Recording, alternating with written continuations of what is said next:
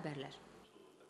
İkinci Xəzər Beynəlxalq Su Texnologiyaları sərgisi çərçivəsində Bakıda İkinci Xəzər Beynəlxalq Su Texnologiyaları konfransı keçirilib. Konfransa dövlət və hökumət nümayəndələri ilə yanaşı dünyanın müxtəlif ölkələrindən 90-dan çox alim, elm mərkəzlərinin rəhbərləri, Dünya Su Şurasının, 7-ci Dünya Su Forumunun, UNESCO-nun Beynəlxalq Hidroloji Proqramının, Beynəlxalq Su Ehtiyatları Assosiasiyasının, eləcə də su sektoru ilə əlaqəli bir sıra beynəlxalq qurumların rəhbərləri iştirak ediblər. İkinci Xəzər Beynəlxalq Su Texnologiyaları konfransının açılış mərasimində Baş nazirin müavini Abid Şərifov Prezident İlham Əliyevin tədbir iştirakçılarına ünvanladığı təbrik məktubunu oxudu. Abid Şərifov son illər Azərbaycanda iqtisadiyyatın dinamik inkişaf etdiyini, yüksək makroiqtisadi göstəricilərin əldə olunduğunu diqqətə çatdırdı.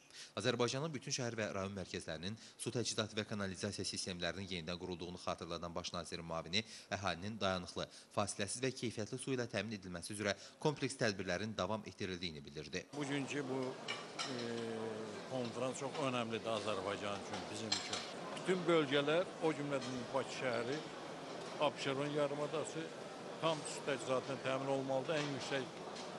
Yəqin ki, 2 il ərzində bu layihələr hamısı başa çatasıdır.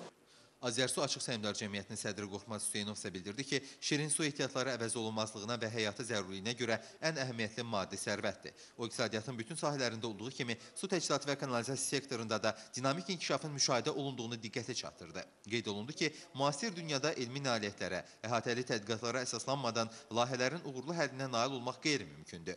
Azərbaycanın şəhərlərinin, kənd və qəsəbələrinin su təchizatı və kanalizasiya sistemlərinin yenidən qurulması layihələrində bu prinsip əsas götürülür. Konferansda digər çıxış edənlər də belə tədbirlərin keçirilməsinin beynəlxalq əməkdaşlıq, yeni tərəfdaşların cəlb olunması baxımından əhəmiyyətli olduğunu bildirdilər. Konferansın plenar iclasından sonra tədbir müxtəlif mövzular üzrə ayrı-ayrı bölmələrdə davam etdirildi. Mənsur Həsənov, Namiq Vəliyev, Ruslan Həsənov.